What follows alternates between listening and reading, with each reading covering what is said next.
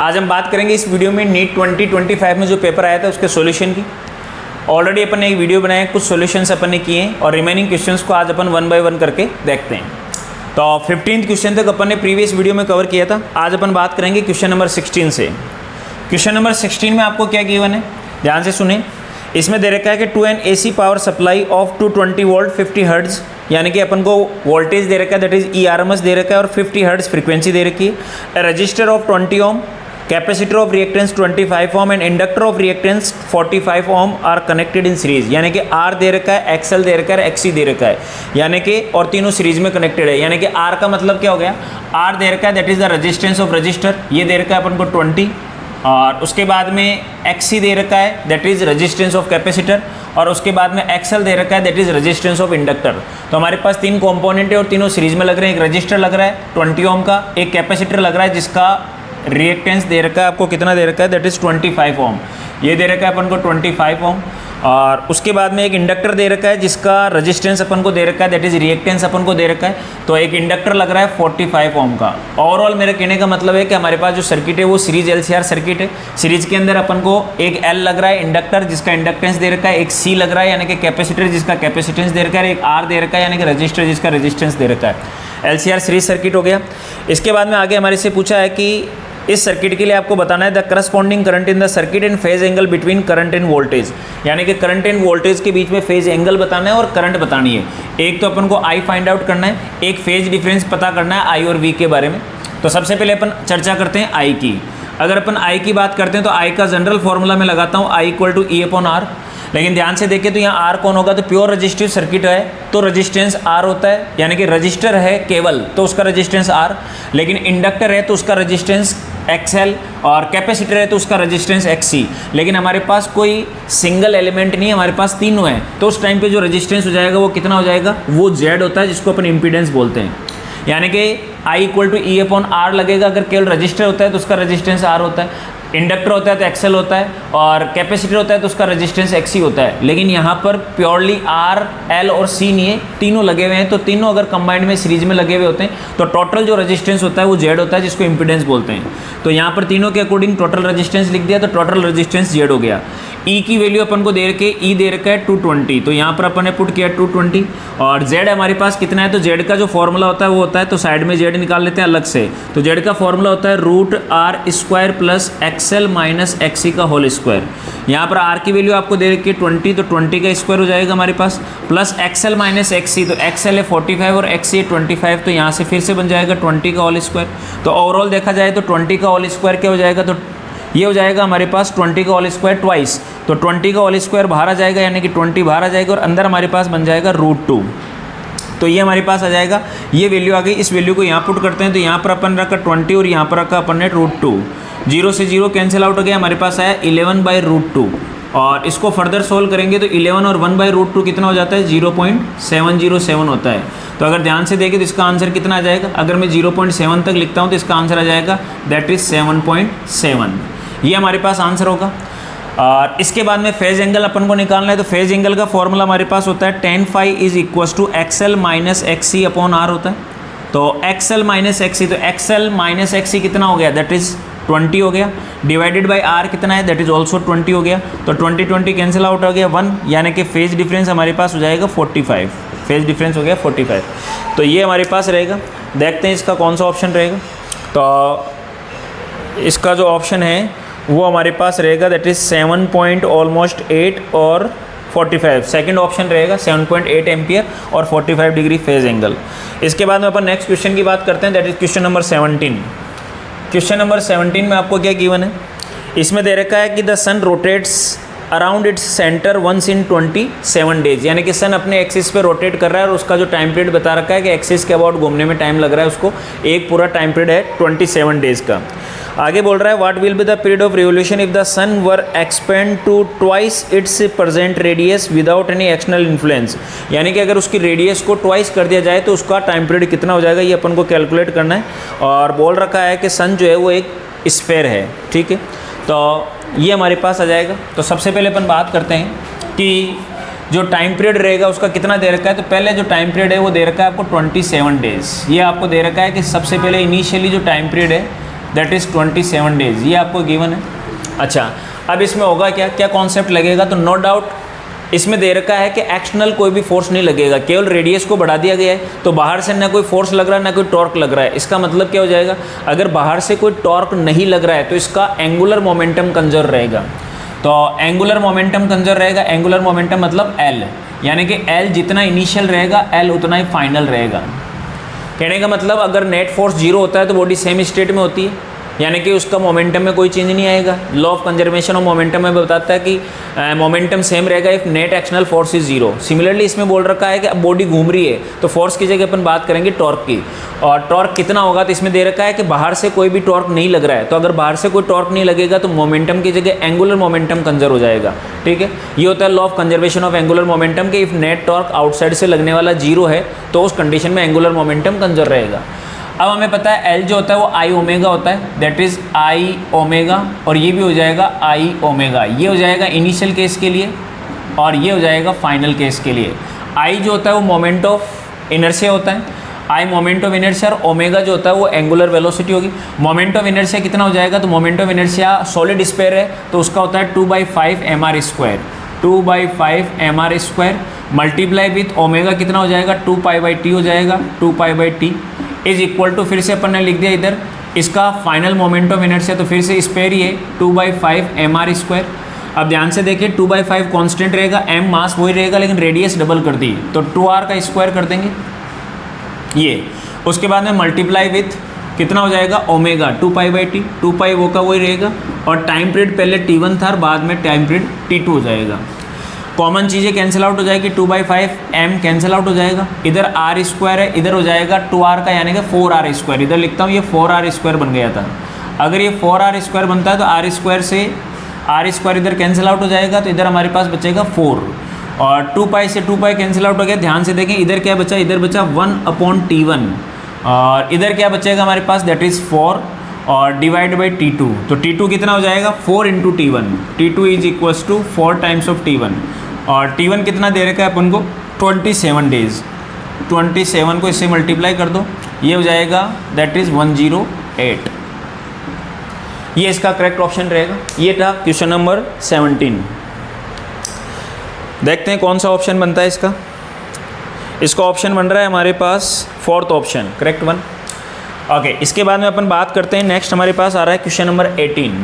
अगर question number 18 की मैं बात करता हूं तो क्या गिवन है, इसमें गिवन है कि model for quantisation motion of an electron in uniform magnetic field B states that the flux passing through the orbit of electron is nh/e, where n integer है, h प्लैंक्स कांस्टेंट है और e is the magnitude of the charge of electron हो गया। देखो क्या given है, फिर से रिपीट कर रहा हूँ, a model for quantized motion of an electron in a uniform magnetic field. एक इलेक्ट्रॉन अपनी ऑर्बिट में घूम रहा है लेकिन वह मैग्नेटिक फील्ड भी प्रेजेंट है।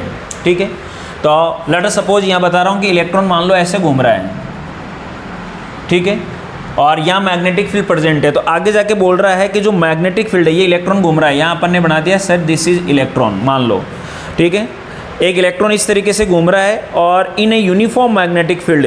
उसके बाद में आगे लिख रखा है कि the flux passing through the orbit of the electron, यानी कि इससे फ्लक्स पास हो रहा है, यानी कि मैग्नेटिक फील्ड जो रहेगा या तो नीचे से ऊपर की साइड में ऐसे जा रहा होगा या फिर ऊपर से नीचे की साइड में ऐसे जा रहा होगा, ये फ्लक्स पास हो रहा है इससे।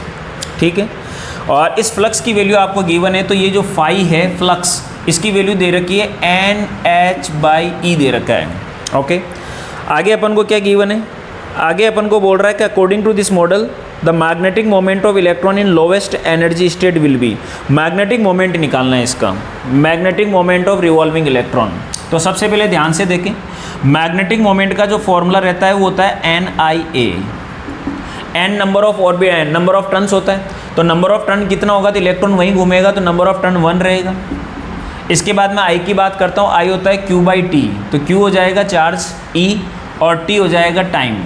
ठीक है, उसके बाद में अपन A की बात करते हैं, एरिया को मैंने एरिया ही रखा है यहाँ पे। अब ध्यान से देखना, सबसे पहले मैंने n की वैल्यू पुट कर दी, I की वैल्यू पुट कर दी, एरिया को मैंने डिस्टर्ब नहीं किया। इसके पीछे रीज़न है कि एक्चुअल में, अब ध्यान से देखना, पहले अपन देखते हैं ई की जगह ई रखा, टाइम क्या होता है, टाइम होता है डिस्टेंस अपॉन स्पीड। तो कितना डिस्टेंस कवर करेगा 2 पाई आर, यहाँ लिखा आपने 2 पाई आर, और टाइम हो गया डिस्टेंस अपॉन स्पीड, स्पीड हो जाएगा v, ये ऊपर चला जाएगा, और एरिया हमारे पास आ जाएगा a।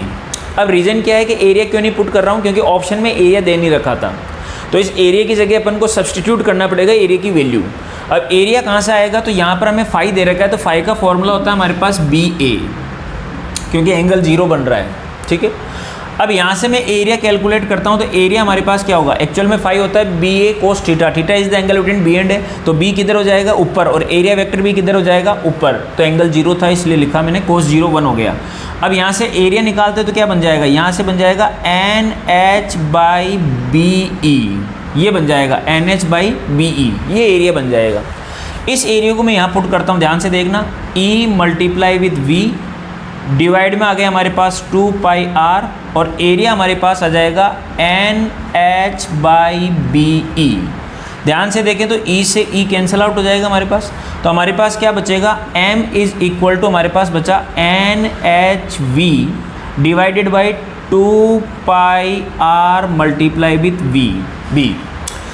अब ऑप्शन के अंदर V भी नहीं गिवन है, तो V को भी सब्सटीट्यूट करना पड़ेगा।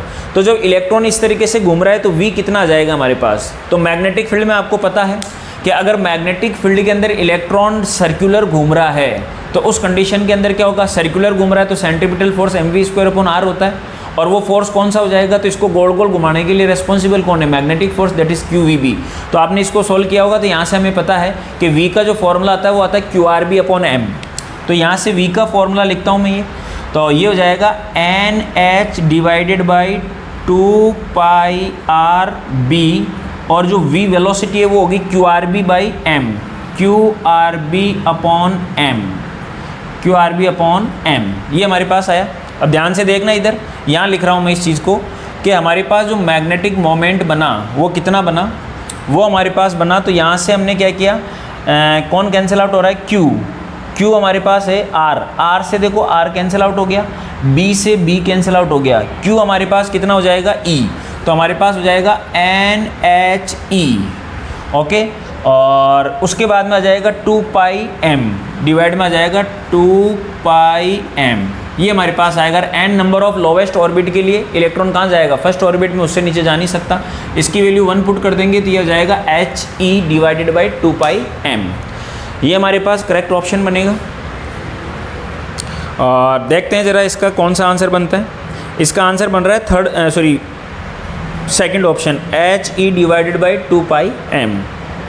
इसके बाद में अपन नेक्स्ट 19th क्वेश्चन को डिस्कस करते हैं।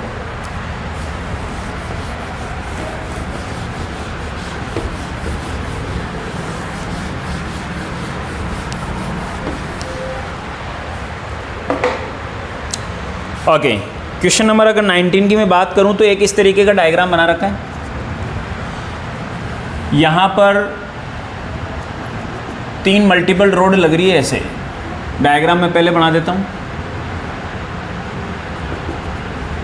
एक रोड ये है, एक रोड ये है, और थर्ड वन ये है, और इसका जो थर्मल कंडक्टिविटी दे रखा है, कोफिशिएंट ऑफ थर्मल कंडक्टिविटी ये दे रखा है 2K, और नेक्स्ट वन का दे रखा है K, और उसके आगे भी दे रखा है 2K।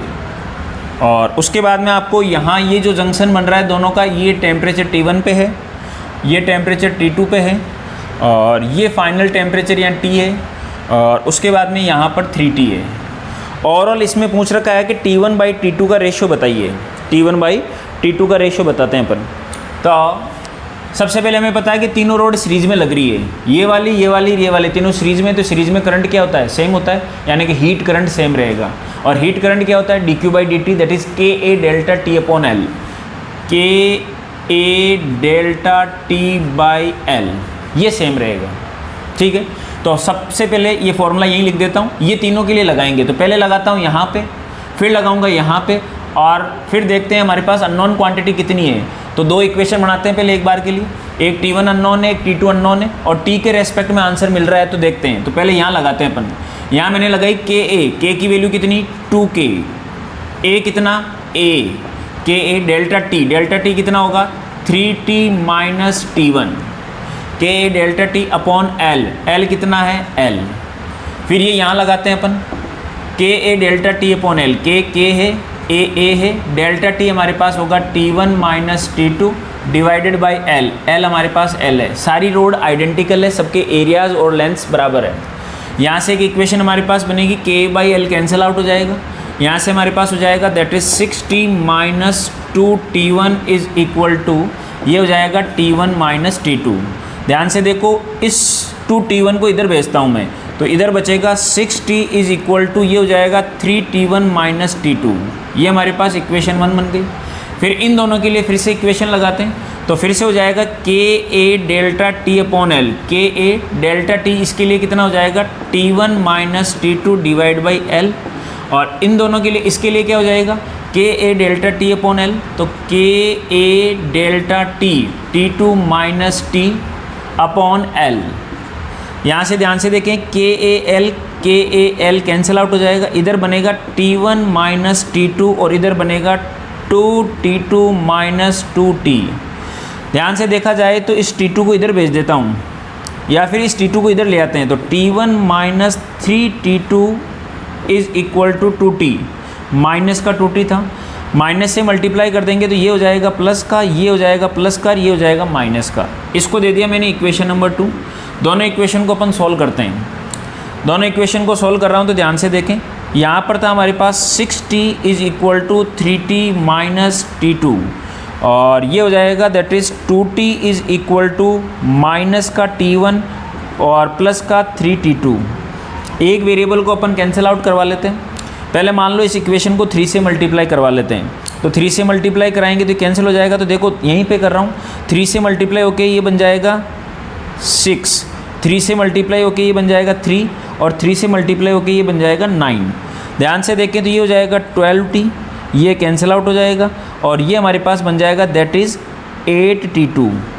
यहाँ से अगर मैं T2 की वैल्यू कैलकुलेट करूँगा तो मेरे पास आ जाएगा T2 इज़ 12/8T, 12/8T, और इसको फर्दर सोल्व करूँगा तो ये हो जाएगा दैट इज़ 3 और ये हो जाएगा 2, यानी कि 3/2T। ये हमारे पास T2 आ गया।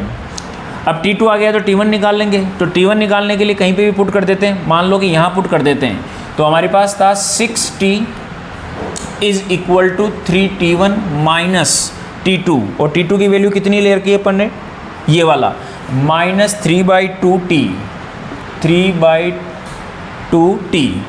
तो फिर से 6T 3T1 is minus T2 और T2 की वैल्यू रख दी, बिल्कुल ठीक है। इसको इधर ले आते हैं तो ये कितना हो जाएगा, तो ये एक्चुअल में 1.5 है, 1.5 इधर लेके आएंगे तो 1.5 ऐड हो जाएगा, कितना बन जाएगा इसके अंदर, that is 7.5। 7.5T is 3T1 हो जाएगा। तो यहाँ से अपन T1 की वैल्यू कैलकुलेट कर लेते हैं, तो T1 मेरे पास कितना आ जाएगा, T1 आ जाएगा 7.5 डिवाइडेड बाई 3T, और फर्दर सोल्व करेंगे तो आ जाएगा 2.5T। दोनों का रेशियो ले लेते हैं अपन। T1/T2 पूछा था, T1 divided by T2, T1 की वैल्यू 2.5T और T2 की वैल्यू हमारे पास आई थी 1.5T, 1.5T, T cancel out हो गया, और ये आ जाएगा दैट इज़ 5 3 जा, और ये आ जाएगा 5 5 जा, आंसर इज़ 5/3। T1/T2 रहेगा 5/3। अब हम बात करेंगे क्वेश्चन नंबर 20 की। इस क्वेश्चन में गिवन है कि the plates of parallel plate capacitor are separated by D, यानी कि हमारे पास एक PPC दे रखा है, पैरेलल प्लेट कैपेसिटर दे रखा है इस तरीके से, और इसकी जो प्लेट्स है इसका सेपरेशन आपको दे रखा है D, और एरिया नो डाउट इसका अपन ने ले लिया A। इसके बाद में गिवन है कि the slabs two slabs of different dielectric constant K1 and K2 with thickness 3D/8 and D/2 respectively are inserted in the capacitor. कहने का मतलब इसके अंदर दो डाइलेक्ट्रिक स्लैब भरी, एक डाइलेक्ट्रिक स्लैब यहाँ भरी, एक डाइलेक्ट्रिक स्लैब यहाँ भरी, एक की थिकनेस रखी D/2 और दूसरे की थिकनेस रखी 3D/8, पहले की 3D/8 और दूसरे की D/2, बिल्कुल ठीक है। ये डाइलेक्ट्रिक भर दिया, इसका डाइलेक्ट्रिक कांस्टेंट है K1, ये जो डाइलेक्ट्रिक है इसका डाइलेक्ट्रिक कांस्टेंट दे रखा है K2। ओके, इसके बाद में आपको बोल रखा है कि due to this the capacitance becomes 2 times larger than when there is nothing between the plate. ऐसा करने से इसका जो नया कैपेसिटेंस आता है C डैश वो जो ओरिजिनल कैपेसिटेंस था उससे डबल हो जाता है, ऐसा भी आपको गिवन है, ठीक है। और गिवन है कि K1 जो है उसका रिलेशन दे रखा है कि K1 is equal to 1.25 K2, yes ये दे रखा है। और अपन को K1 की वैल्यू फाइंड आउट करनी है कि K1 है कितना, ओके। तो नो डाउट अगर इस K1 को निकालना है तो K2 आपको पता होना चाहिए। अच्छा, सबसे पहले तो अपन देखते हैं कि जब दो डाइलेक्ट्रिक अपन ने प्लेट्स के बीच में इंसर्ट करवाया तो क्या ये डाइलेक्ट्रिक बढ़ने के बाद में कैपेसिटर फुल्ली भर चुका है या कुछ स्पेस अभी भी एम्प्टी है। तो अपन चेक करते हैं कि टोटल इन्होंने कितना थिकनेस ऑक्यूपाई किया है। तो दोनों को ऐड करके देख रहा हूँ तो 3/8D प्लस 1/2D, तो D तो एक बार छोड़ देता हूँ मैं, 3/8 और 1/2 को जोड़ लेते हैं अपन, तो हमारे पास आ जाएगा 8, ये हो जाएगा 3 और ये हो जाएगा 4, तो ये आ जाएगा 7/8D। यानी कि ये तो कंफर्म हो गया है कि कम्प्लीटली फिल नहीं हो रखा है, केवल ओनली टोटल डिस्टेंस का 7/8 पोर्शन ही फिल कर रखा है, यानी कि कुछ स्पेस एम्प्टी है, यानी कि कुछ स्पेस में एयर भरा हुआ है। यहाँ पर एयर भरा हुआ है तो मैं यहाँ क्लियर लिख देता हूँ कि यहाँ कुछ नहीं है, एयर है। एयर कितने में होगा, तो टोटल D था, D में से इन दोनों ने कितना ऑक्यूपाई किया, 7/8D ऑक्यूपाई किया, तो ये हो जाएगा 8 - 7 यानी कि 1, यानी कि हो जाएगा D/8। एयर ने इतना ऑक्यूपाई किया, तो इसकी थिकनेस में यहाँ लिख देता हूँ कि ये जो थिकनेस है ये हमारे पास है D/8, ये D/8 थिकनेस रहेगी। ओवरऑल अपन ये पहले चेक कर लिया क्योंकि फॉर्मूला इसी के हिसाब से लगेगा। तो हमने देखा कि multiple dielectric slabs are filled but it is partially, ऐसा हो जाता कि ये यहाँ पर D आ जाता, तो इसका मतलब multiple dielectric slabs are filled and they are filled completely, तो फॉर्मूला अलग होता। अभी जो फॉर्मूला लगेगा वो अपन को लगेगा कि C इक्विवेलेंट जो बनता है ε0 A/D minus T1 plus T2 plus T/K 1 के लिए और T2/K2, ये तो रहेगा भैया फॉर्मूला। फर्दर इसको अपन सॉल्व करते हैं, वैल्यूज़ में पुट करता हूँ यहाँ पे। तो ये जो C इक्विवेलेंट है इसके अंदर वैल्यूज़ अपन पुट करते हैं, ε0 A/D minus T1 plus T2, तो ये मैं ऑलरेडी कर चुका हूँ, T1 प्लस T2 आया था ये, और D में से मैंने इसको माइनस किया तो ये पूरा आ गया था D/8। देखो ये बेनिफिट मिला अपन को, D/8 ये हमारे पास आएगा। इसके बाद में T1/K1, T1 था 3D/8 और नीचे आ गया हमारे पास K1 प्लस T2 तो T2 हो गया D/2 और K2, ये हमारे पास आया। सबसे पहले देखो मैं यहाँ पर इस K1 की वैल्यू पुट कर देता हूँ। K1 अपन को गिवन है 1.25 K2, 1.25 K2 का मतलब हम बोल सकते हैं 5/4 K2, ये अपन बोल सकते हैं। तो मैं यहाँ पर 5/4 K2 पुट करता हूँ, ध्यान से देखना ताकि K2 में आंसर आए। 5/4 K2, 4 2 हो जाएगा ये, और ये हो जाएगा 10, तो ये हो जाएगा 3/10, यानी कि मैं लिख सकता हूँ इसको, देखना आगे लिख रहा हूँ मैं, that is C equivalent is equals to ε0 A/D और सॉरी D/8 प्लस ये हमारे पास हो जाएगा दैट इज 0.3D और ये हो जाएगा 1/2 मतलब 0.5D, 0.5D डिवाइड बाई यहाँ भी K2 और यहाँ भी K2, यहाँ भी K2 और यहाँ पर भी K2, ये हमारे पास रहेगा। ओके, ध्यान से देखो, ε0 A/D/8 प्लस यहाँ से अपन क्या करते हैं, इन दोनों टर्म में से D कॉमन ले लेते हैं और K2 भी कॉमन ले लेते हैं। बहुत बढ़िया, तो अंदर हमारे पास क्या बचेगा, हमारे पास बचेगा 0.3 और इधर बचेगा 5 यानी कि 0.8, ये हमारे पास बचा भैया। फिर यहाँ से D कॉमन ले लो ओवरऑल दोनों टर्म में से, तो ये बचेगा ε0 A/, ये बचेगा D, तो इधर आ जाएगा 1/8 और इधर हमारे पास आ जाएगा D बाहर होने के बाद 1/8 और इधर हो जाएगा 0.8 divided by K2। Okay, further ε0 A/D ये हो जाएगा 1/8, सॉरी एलसीएम ले लो अब इसका, तो ये हो जाएगा 8 K2, तो यहाँ बचेगा K2 और यहाँ बचेगा K2 के बाद में 8 8, ये हो जाएगा 6.4, ये 8 था तो ये हमारे पास हो जाएगा K2 कैंसिल 8, तो ये हो जाएगा 6.4, बिल्कुल ठीक है। अब ये बोल रखा है इस 8 K2 को ऊपर ले जाता हूँ, 8 K2 को ऊपर ले जाऊँगा, यहाँ से हटा दूँगा भैया, एक स्टेप मैंने स्किप कर दी। अब यहाँ से हमारे पास क्या है कि ये कैपेसिटेंस आया, new capacitance C equivalent, C D S नाम दे दो चाहिए। इसके बारे में अपन को बोल रखा है कि ये जो कैपेसिटेंस आपके पास आया ये कितना है, ट्वाइस ऑफ ओरिजिनल। तो ये हो गया this is twice of original. Clear लिखता हूँ, ट्वाइस ऑफ ओरिजिनल। ओरिजिनल कितना था, एप्सिलॉन नॉट ए अपॉन डी, जब कुछ भी नहीं भरा हुआ था, बिल्कुल एयर था, तो epsilon naught A by D. अब इसके बाद में epsilon naught A by D से epsilon naught A by D cancel out हो गया। ये कहाँ से आया, समझ में आया होगा। यहाँ दे रखा है कि new is twice of original. Original क्या होगा, जब कुछ नहीं भर रखा है तो epsilon naught A by D होगा। ओके, आगे चलो।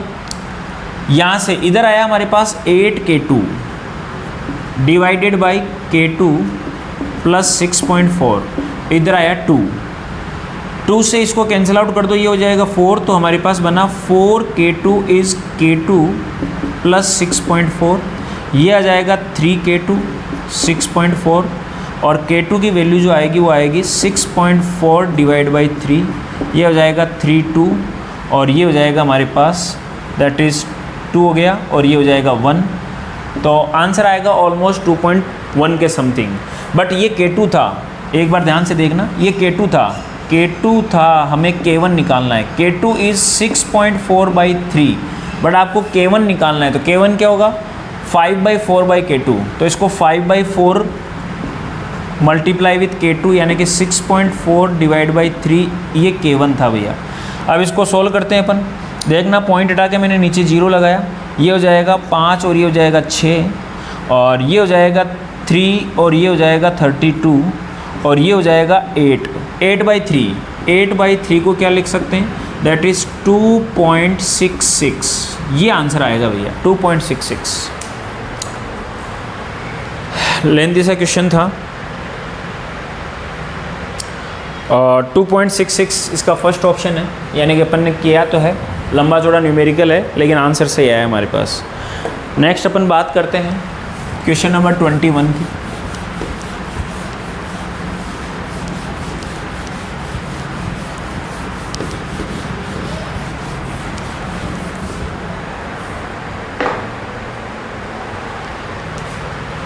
देखिए ज़रा क्वेश्चन नंबर 21 में क्या गिवन है। इसमें दे रखा है कि 2 cities X and Y are connected by a regular bus service with a bus leaving in either direction every 10 minutes।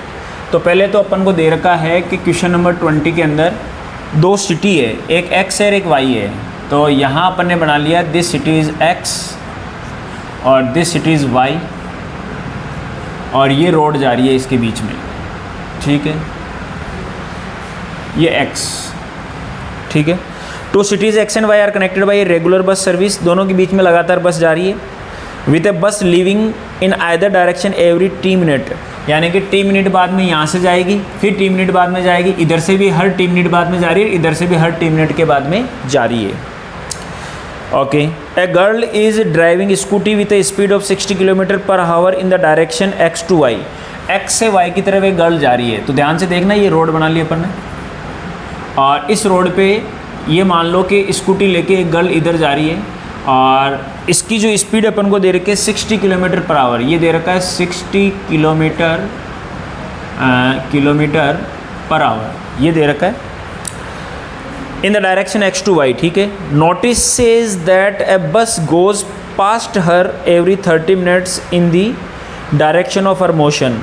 उसको ये लग रहा है, उसने ये नोटिस किया कि जब वो ऐसे जा रही है X से Y, तो हर 30 मिनट में उससे एक बस निकल रही है, यानी कि 30 मिनट से एक बस निकली, फिर 30 मिनट बाद में एक और निकली इसी की डायरेक्शन में।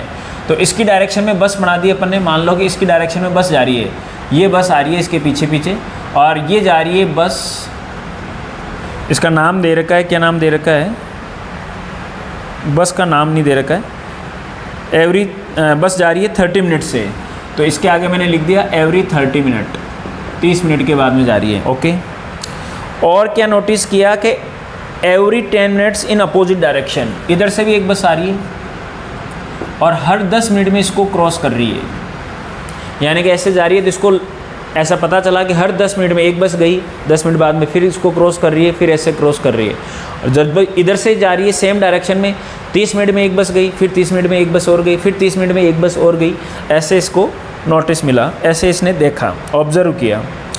Choose the correct option for the time period T of the bus service and the speed of the buses.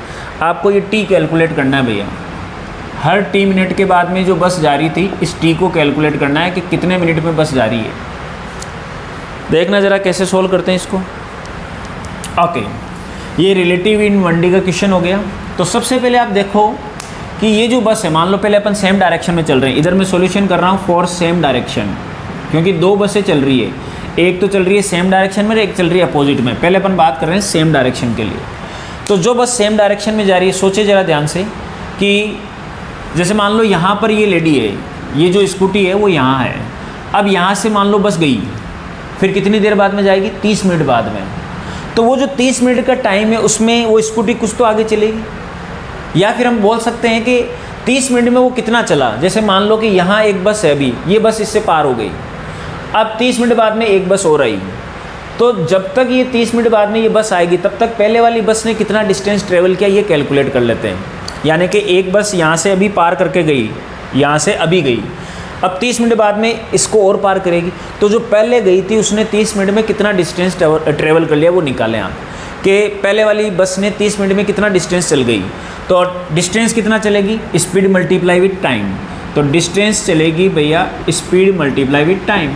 Speed कितना हो जाएगा, तो स्पीड हो जाएगा उसका स्पीड मान लेते हैं v, तो रिलेटिव स्पीड चलेगा तो हो जाएगा v माइनस 60, v माइनस इसकी स्पीड थी 60, ठीक है, किलोमीटर पर आवर में। ये क्या है, रिलेटिव स्पीड, क्योंकि जब बस जा रही है तो बस की तो स्पीड v है, लेकिन उस लेडी की भी तो स्पीड है स्कूटी वाले की। तो डिस्टेंस का formula speed multiply with time, speed हो जाएगा v माइनस 60, इस स्पीड से वो चल रही है। और टाइम कितनी देर लगा, 30 मिनट। 30 मिनट का मतलब आवर में कन्वर्ट करेंगे, डिवाइड बाई 60, यानी कि 1/2 हो गया ये। इसको मैं सीधा लिख देता हूँ यहाँ 1/2, यानी कि डिवाइड बाई 2, ये हमारे पास आंसर आएगा। ये डिस्टेंस ट्रेवल किया। अच्छा, इसके बाद में अब ये तो था जो बस उसको पास कर गई और 30 मिनट तक चली। अब जब इसने इतना डिस्टेंस ट्रेवल कर लिया पहली बस ने, तब तक क्या हुआ, दूसरी बस उसके पास पहुंच गई, तो उसने कितना डिस्टेंस ट्रेवल किया, तो उसका डिस्टेंस क्या होगा, स्पीड मल्टीप्लाई विद टाइम। तो वो स्पीड हो जाएगी v, और उसने टाइम कितना लिया, t मिनट। ये दोनों एक दूसरे के इक्वल रहेंगे। समझने वाली चीज़ थी ये। क्या था कि सर दो बसेस की बात कर रहे हैं, एक बस तो अभी तुरंत निकली, 30 मिनट में कितना चली वो निकाला। जब वो 30 मिनट में चली तब तक 30 मिनट में एक बस और इसके पास आ गई। तो जब वो 30 मिनट तक चली, ये बस आई पहले वाली और इसने चल दी, ये चल गई, और इसके पास दूसरी बस आई। तो दूसरी बस कब आई, तो ये बोल रहा है कि हर 30 मिनट में। तो 30 मिनट तक वो कितना चली, वो इतना चली, और जो पहले वाली बस आई वो कितना चली, तो वो तो टी टाइम बाद में आई। तो distance is speed multiply with time. इस 2 को मैं इधर भेज देता हूँ, तो ये आ जाएगा हमारे पास, दैट इज़ 2vt। ये एक इक्वेशन बन गई। फिर अगली बार अपन बात करते हैं अपोजिट डायरेक्शन के लिए, सेम वही कॉन्सेप्ट लगाएंगे अपन अपोजिट डायरेक्शन के लिए। फिर से अब यहाँ ये लेडी है और सामने से एक बस आई, ये बस यहाँ आई और ये पार कर गई, फिर 10 मिनट बाद में एक और आई। तो 10 मिनट तक उसने कितना डिस्टेंस ट्रेवल किया, पहले वाली ने। तो डिस्टेंस का फॉर्मूला फिर से speed multiply with time. Speed कितना हो जाएगा, इस बार हो जाएगा v से आ रही है, और डिस्टेंस क्या हो जाएगा, speed multiply with time this plus 60, और टाइम कितना लगा 10 मिनट, डिवाइड बाई 60 आवर के लिए। ये किसके बराबर हो जाएगा, तो जब वो 10 मिनट में इसको क्रॉस कर गई तब तक 10 मिनट बाद में दूसरी आ गई, तो उसने कितना डिस्टेंस ट्रेवल किया उसी टाइम पीरियड के अंदर। तो जितना इसने किया उतना ही उसने किया। तो जब ये तो चल गई इतना डिस्टेंस ट्रेवल करके फर्स्ट वाली, उस टाइम में उसने कितना किया, तो वो इसके पास पहुंच गई। तो डिस्टेंस क्या हो गया, स्पीड मल्टीप्लाई विथ टाइम। तो स्पीड मल्टीप्लाई, तो उसकी स्पीड थी v, और t टाइम के बाद में वो पहुंची। यहाँ से हमारे पास 0 कैंसिल आउट हो गया, 6 यहाँ पहुँच गया। ये हमारे पास एक इक्वेशन आ गई। दोनों इक्वेशन को डिवाइड कर देता हूँ मैं। तो देखो vt से vt कैंसिल आउट हो गया, ये 2 से ये 3 टाइम्स बन गया, ठीक है। इस 3 को इधर भेज दो, ये हो जाएगा 3v माइनस ये हो जाएगा 180, और ये हो जाएगा हमारे पास v प्लस 60। इस v को इधर भेज दो 2v, इस 180 को इधर भेज दो 240, तो v जो आएगा हमारे पास आएगा 120 किलोमीटर पर आवर। ये आंसर रहेगा भैया। कॉन्सेप्चुअल क्वेश्चन था। 120 किलोमीटर पर आवर ए के ऑप्शन में दे रखे है, तो आगे मेरे को इसको फर्दर सॉल्व करने की ज़रूरत नहीं है कि टी निकालने की ज़रूरत नहीं है। वी निकाल लिया, वी एक में दे रखा है 120 किलोमीटर पर आवर। ठीक है, इसके बाद में अपन बात करेंगे नेक्स्ट क्वेश्चन नंबर 22 की। क्या दे रखा है?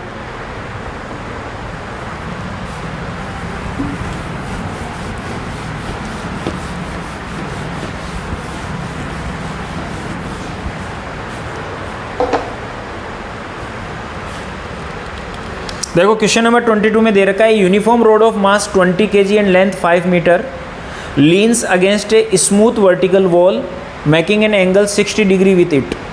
ठीक है, देखो क्या कह रखा है, a uniform rod of mass 20 kg, एक रोड है जिसका मास 20 है और लेंथ 5 मीटर है, leans against a smooth vertical wall. कुल मिला के डायग्राम कुछ इस तरीके का रहने वाला है। 22 ऐसे है, ये वर्टिकल वॉल है, ये हॉरिजॉन्टल वॉल है, ये वॉल हो गई, ये सरफेस है हॉरिजॉन्टल, और ये हमारे पास यहाँ पर ऐसे एक रोड है। इसकी लेंथ अपन को दे रखी है, इसका मास अपन को दे रखा है ऑब्वियसली। और क्या कर रहा है, स्मूथ वॉल के against leans against a smooth vertical wall making an angle 60 degree with it. इसके साथ 60 डिग्री बना रहा है, यानी कि ये वाला एंगल 60 डिग्री है भैया।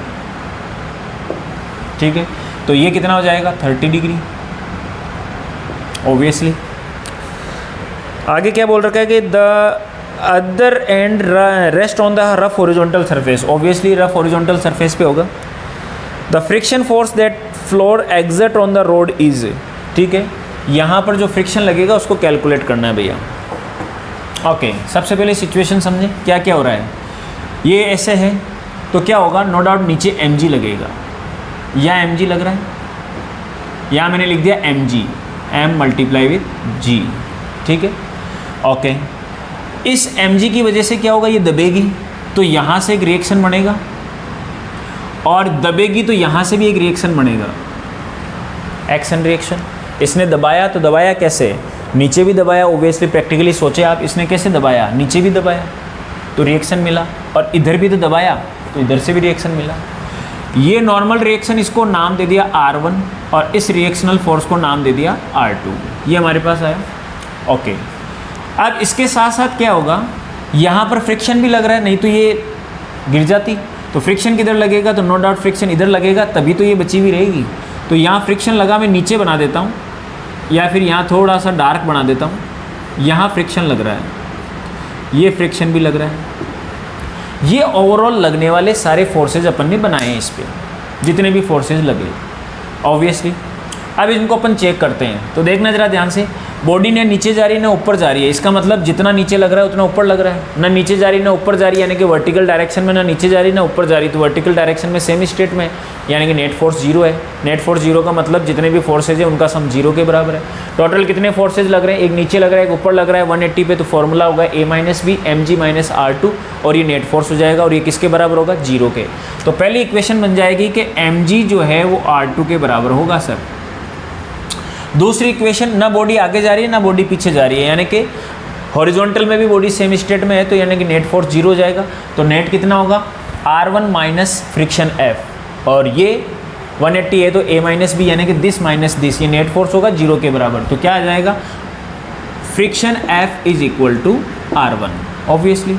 ये इक्वेशन हमारे पास बनी। इस फ्रिक्शन की वैल्यू मैं पुट करता हूँ, तो फ्रिक्शन क्या होता है, म्यू आर, म्यू को मैंने लिखा म्यू, और R कितना हो जाएगा, तो R हो जाएगा हमारे पास this R2, R is R2। अब हमें निकालना क्या है, हमारे से क्या पूछा था, एक बार फिर से देखते हैं। आपको क्या कैलकुलेट करना था, आपको इसमें कैलकुलेट करना है भैया कि frictional force that floor exert on the road, ये F कैलकुलेट करना है। अब ध्यान से देखें, इस F को कैलकुलेट करने के लिए आपको किसकी रिक्वायरमेंट है, म्यू की। दूसरा किसकी रिक्वायरमेंट है, R2 की। R2 की कोई प्रॉब्लम नहीं है, R2 तो हमें पता है, R2 कितना है mg, R2 कितना है mg। तो अगर मैं यहाँ पर mg पुट कर दूंगा तो mg तो यहाँ जाएगा, लेकिन म्यू मेरे पास नहीं है, ये मेरे पास नहीं है, तो तो ये वाला फॉर्मूला तो मैं काम में लूँगा नहीं। समझ में आ रहा है प्रॉब्लम? कि अगर मेरे को ये एफ चाहिए तो म्यू R2 लेना है। R2 पता है लेकिन म्यू नहीं पता है, तो इसको अपन काम में नहीं ले सकते। तो अब अपन क्या करेंगे, किसी भी एक पर्टिकुलर पॉइंट पे टॉर्क निकाल लेते हैं अपन। तो लेट अस सपोज इस पॉइंट के अबाउट में टॉर्क निकाल रहा हूँ, ठीक है। किसी भी पॉइंट के अबाउट टॉर्क जो होता है वो सेम ही आता है, कहीं पे भी निकाल लो। यहाँ टॉर्क निकालूंगा तो इसकी वजह से तो कोई टॉर्क बनेगा नहीं, इसकी वजह से कितना टॉर्क होगा, तो यहाँ पर टॉर्क होगा mg मल्टीप्लाई विथ ये डिस्टेंस, ये कितना हो जाएगा, तो ये परपेंडिकुलर हो जाएगा। तो ये हो जाएगा भैया, ये हमारे पास था, ये पूरी रोड थी 5, तो ये हो जाएगा 5 का आधा 2.5। पहले देखना ये रोड हो गई 2.5 यहाँ से यहाँ। अब हमें निकालना है तो ये क्या हो जाएगा, ये परपेंडिकुलर, तो ये 2.5 का कितना हो जाएगा cos 30। तो देखना ये हो जाएगा 2.5 multiply with theta base cos perpendicular sine, ठीक है। cos 30 कितना होता है, that is cos 30 is equal to √3/2 ये हमारे पास आ गया। और उसके बाद में दूसरा टॉर्क कौन सा लगेगा, ये वाला, कौन सा, R1 वाला। R1 परपेंडिकुलर डिस्टेंस ये R1 और ये परपेंडिकुलर डिस्टेंस, ये कितना हो जाएगा, तो नो डाउट ये वाला एंगल 30 है तो ये एंगल भी 30 है, ये 30 है तो ये हो जाएगा कोस और ये हो जाएगा साइन, ये हो जाएगा कोस और ये साइन, ठीक है। तो ये हो जाएगा 5 और ये हो जाएगा कोस और साइन, तो ये हो जाएगा 5 sin 30। और दोनों टॉर्क क्या होंगे, तो एक क्लॉकवाइज और एक एंटी क्लॉकवाइज होगा, तभी बैलेंस होगा, चेक कर सकते हैं आप। ये हो जाएगा हमारे पास। अब बात आती है सर कि ये R1 क्या चीज़ है, ये R1 क्या है, ये F है, तो R1 की जगह आप F लिख दो, ठीक है, ओके। और M कितना दे रखा था, M दे रखा था शायद इसका 20, चेक कर लेते हैं एक बार कहीं गड़बड़ ना हो जाए। M दे रखा था 20 ओबियसली, और G की वैल्यू बोल रहा है 10 ले लो, तो ये कितना हो जाएगा 200, ये हो जाएगा 200। देखना ज़रा, M इज़ 20 और G is 10, that is 200, that is multiply 2.5 और दैट इज़ मल्टीप्लाई √3/2। 2 को इधर भेज देता हूँ या फिर 2 यहीं रहने दो। F निकालना है तो इसको नीचे ले आओ, डिवाइड बाई 5 sin 30 का मतलब 1/2। 1/2 इस 2 से ये 2 कैंसिल आउट हो जाएगा और 5 से इसको कैंसिल आउट कर लेते हैं 4 और ये 0। अब इसका आंसर निकाल लेते हैं, ये F बन जाएगा। तो देखो कैलकुलेशन है टोटल 40 मल्टीप्लाई 2.5 मल्टीप्लाई √3, 40 ये हो गया, नीचे कुछ भी नहीं बचा, ठीक है। पॉइंट ये 0 कैंसिल आउट हो गया, ये कितना हो जाएगा 100, ये हो जाएगा 100 और ये हो जाएगा √3। तो 100 √3 is the correct option, that is second option, ठीक है। ये हमारे पास क्वेश्चन रहेगा, क्वेश्चन नंबर 22।